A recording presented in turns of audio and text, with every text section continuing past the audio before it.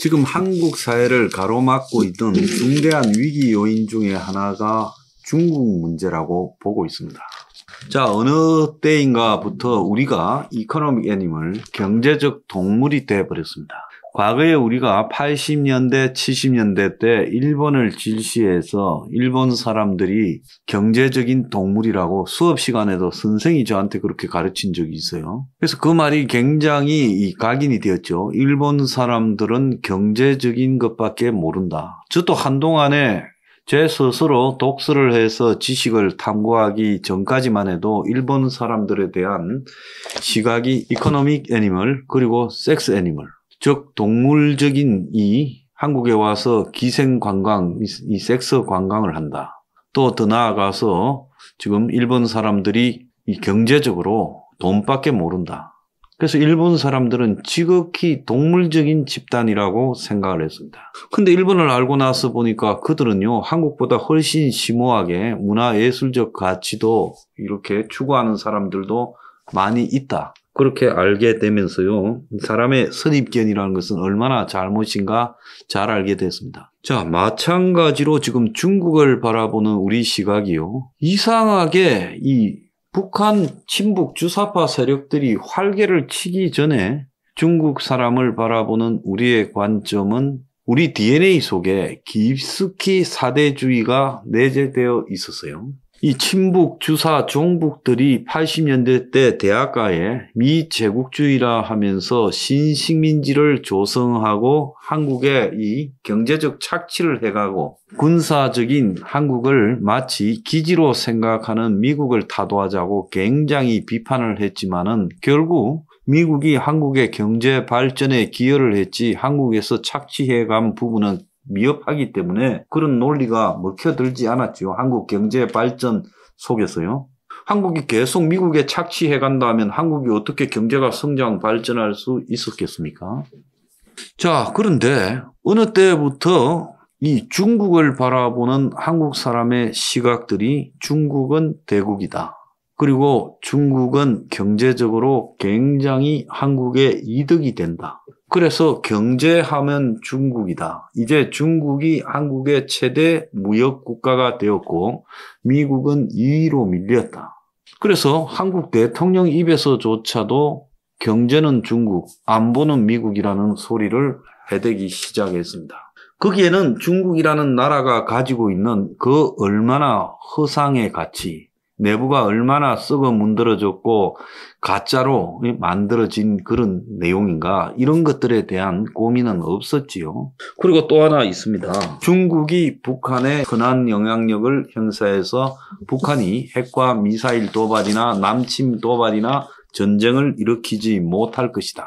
그래서 우리는 중국에다가 자꾸 잘 지내면서 부탁을 하고 해서 중국이 북한에 영향력을 행사하면 된다. 이런 이야기를 했습니다. 그리고 또 언제부터인가 재벌 경제연구소를 비롯해서 한국의 수많은 주류 경제학자들이 중국이 머지않아 지환이 될 거다. 2030년이 오기 전에 중국이 세계에서 GDP 1위가 되어서 미국을 추월할 거다. 그러니까 한국 경제는 중국을 벗어나서 살 수 없고, 그래서 때로 중국이 좀 한국에 부당한 내정 간섭을 하고 과거의 속국처럼 대하더라도 인내를 가지고 감내해내고 중국하고는 부딪혀서는 안 된다. 그래서 한국이 상당히 오랫동안 중국의 굴욕적인 태도로 외교를 해왔지요. 부인할 수 없는 사실이라고 봅니다. 자, 그런데 저는 중국의 경제가 지속적으로 성장할 수 없다는 걸 10년부터 이야기했어요. 10년 전부터요. 왜 그러느냐? 경제가 성장할 때 거기에 걸맞게 그 경제 성장을 도와주는 사회적 자본들도 같이 발전을 해가야 돼요. 중국처럼 외형적으로 공산당 소수 독재를 해가면서 경제는 자본주의로 해서 간다. 그리고 그 거대한 경제를 전부 소수 공산당 독재 관료들이 통제한다. 위에는 계획으로 하고 밑에는 자유시장 경제. 이게 양립할 수 있다고 보는가? 저는 부정적으로 봤습니다. 또 중국 경제가 고도화될수록 중국 경제에서 하이테크 기술들이 발전되고 이렇게 퍼져나가야 되는데 중국의 현재 저런 사회 시스템으로 하이테크 기술을 갖다가 발전시켜서 보편화해서 기술적인 향상이 지속되어 갈 수 있느냐? 저는 불가능하다고 생각했습니다. 중국이 우주선을 보내고 또 비행기를 만들고 항공모함을 만들고 뭐 반도체를 흉내내고 또 여차 자동차나 각종 전자제품에서 한국을 근접하고 있을지 몰라도 거기에는 도저히 중국에서 넘을 수 없는 사회적 한계가 있다고 봅니다. 경제가 저렇게 기술적으로 고도화될수록 기술적인 고도화된 경제를 뒷받침하고 또 때로는 통제할 수 있는 사회 시스템이 따라가야 되죠. 자, 중국의 밑바닥은 엉망진창 아프리카하고 비슷한 수준인데 인도하고 또 비슷하죠. 그런데 위에만 고도화되어서 갈 수 있는 거냐. 지금 인도가 그런 모습을 여실히 보여주고 있잖아요. 누가 인도산 전자제품을 삽니까? 누가 인도산 반도체를 사고 인도산 자동차를 사요? 결국은요. 인도도 경제가 성장할 수 있는 게 저임금에 의해서 성장해서 어느 정도의 이 저가 공산품까지는 가겠지만 고가 공산품 시장을 인도가 점령하지는 못한다는 거죠. 중국도 마찬가지인 겁니다. 누가 중국제 차를 타고 누가 중국제 전자제품을 보겠어요. 한국에도요. 식당이나 이런 데나 싸구려 TV나 이런 건 중국제가 해도 집에 중국산 TV를 갖다 놓고 보는 사람은 별로 없을 거라 봅니다. 자, 젊은 가구들 뭐 오피스텔에 갖다 놓은 거 말고요. 그래서 중국이 경제가 고도화되려 하면 거기에 걸맞는 사회적 시스템을 갖춰야 된다. 그리고 법과 제도 그리고 이 규칙 등도 있어야 되고 또 관습적인 축적도 돼야 된다. 그런데 중국은 남의 나라 기술을 훔치고 지금 미국하고 무역분쟁에도 핵심이 기술 절도 아닙니까? 그래서 이런 것들이 세계적으로 문제가 되고 세계적인 이 해킹 사범들 이런 것들이 다 중국에 있고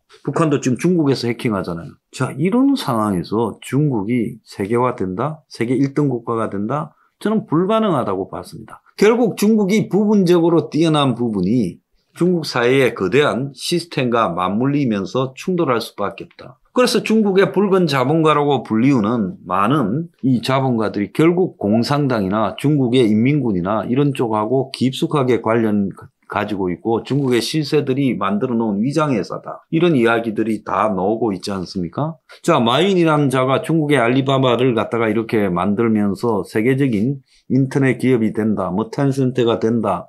화웨이가 된다. 샤오미가 된다 이랬지만은 저것들의 한계는 지금 명확하게 드러나지 않습니까? 요즘 마이는요, 거의 연금 상태에서 말도 못하고 지내잖아요. 비판했다가요. 자, 중국이 주식을 활성화해서 중국의 회사들을 미국에 상장시키고 이렇게 가다가 지금 통제불능이 되어서 최근에 통제하잖아요. 중국이 인터넷 산업, 전자상거래를 활성화시키고 플랫폼을 활성화시켰다가 최근에 집중적으로 작년부터 플랫폼을 두들겨 잡아서 무너뜨리고 있지 않습니까? 그건 공산당의 방향과 이런 IT 빅테크 기업의 방향이 일치하지 않고 따로 가는 거예요. 그러니까 금오순에 스스로 부딪혀서 지금 IT 빅테크 기업들을 두들겨 잡고 있는 겁니다.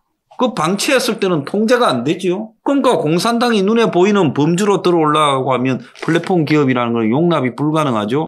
그들이 정보를 가지고 그들이 또 자본을 갖다가 해외로 마음대로 옮겨 다니면서 사업을 할 수가 없죠. 중국의 시스템화에서는요. 중국에는 관시라고 부르는 뇌물, 즉 뇌물로 축적한 인간관계가 중국에서 부자가 되는가 아닌가를 좌우하는 그런 이 핵심적인 요소입니다. 중국 사람들의 가치는요. 돈보다 그 이상 가는 게 없어요.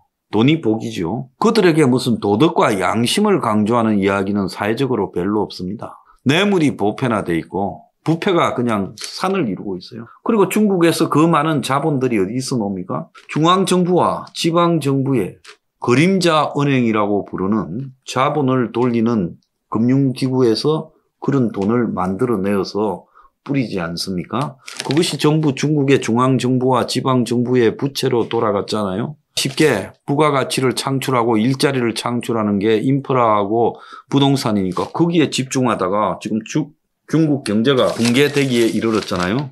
어제 신문에 부동산 얼어붙자 중국 지방정부 재정 파탄 위기. 지금 상하이의 한 주거단지가 외형은 완성되어 있는데 이게 지금 수십만 명이 살만한 주거단지가 스톱이 되어서 마무리하지 못한 채 건설이 중단되어 있는 사진이 지금 실렸어요. 자, 중국 곳곳에 지금 이런 식으로 건설 공사가 올 스톱 된 데가 지금 속출하고 있습니다. 지방 정부는 이제 이런 건설업에 부동산에 돈을 대주다가 현재 지방 정부 예산이 부족해져서 공무원 임금 삭감 붐이 일고 있어요. 상하이, 선전, 항저우 등 주요 도시 수십 곳이 재정 부족을 이유로 공무원 월급을 30에서 50% 삭감을 했고, 그래서 거의 절반쯤 깎거나 3분의 1쯤 깎고, 심지어 교사 연봉까지 깎고, 그래서 공무원이 부부가 제일 선망의 대상에서 가련한 대상이 되었다고 하고 있어요. 자, 중국의 지방정부의 수입의 92.7%가 부동산 개발하는데 땅판 수익에서 나왔는데, 이제는 부동산이 스톱이 되면서 수입이 들어올 데가 없어졌죠. 그래서 지방정부의 음성적인 부채가 블룸버그 말로는 2160조라고 합니다. 이것보다도 제가 알기로는 6배쯤 더 된다고 듣고 있습니다.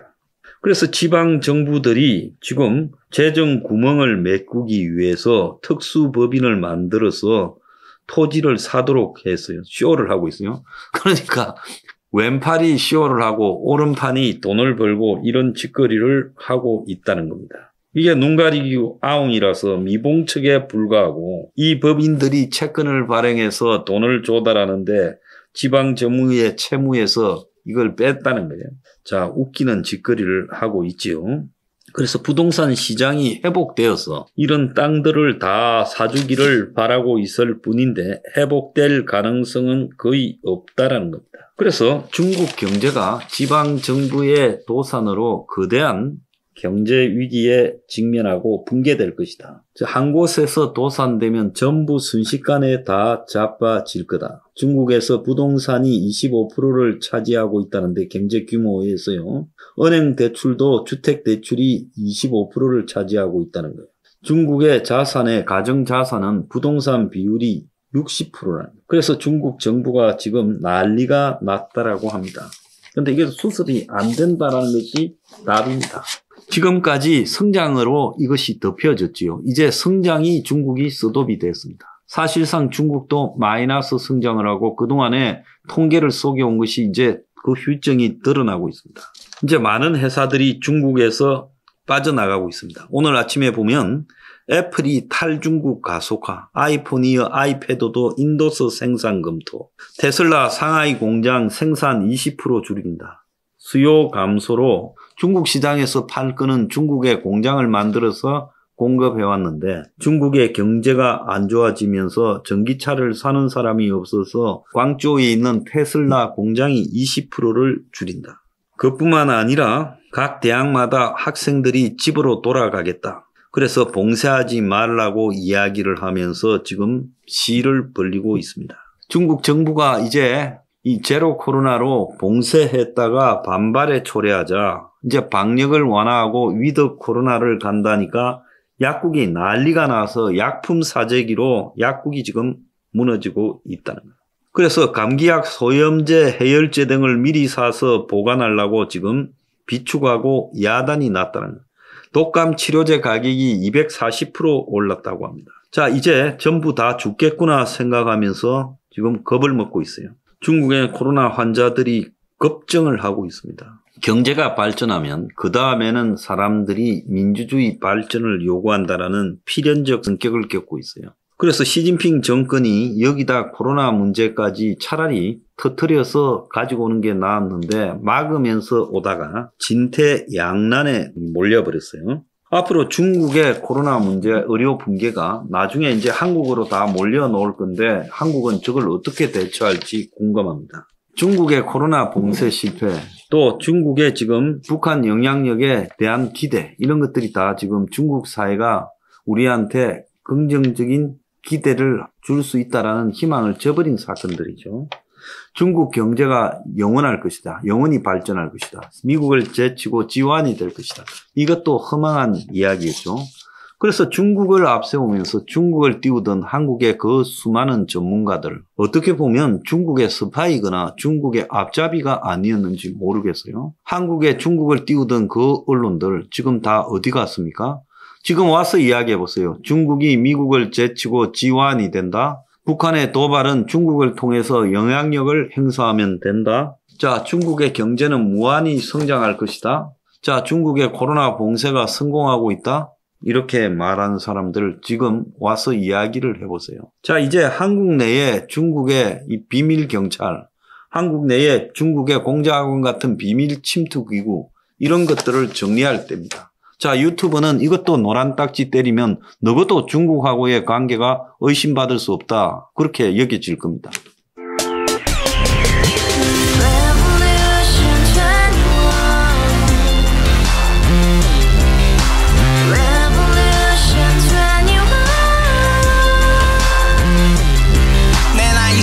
월세 30 코인빚만 300 서울에 온지 벌써 10년 아둥바둥 버텼지만 여전히 난 반지 하에 제왕 곰팡이 연문제약 내비랑 깡통망통 완전히 폭망 90원 창문만큼 작아진 내 꿈 연애 결혼 내 집 모든 게 헛꿈 1년 전 떠난 여친 울면 말했지 같이 살자 평생 가본 게 꼭꼭꼭하지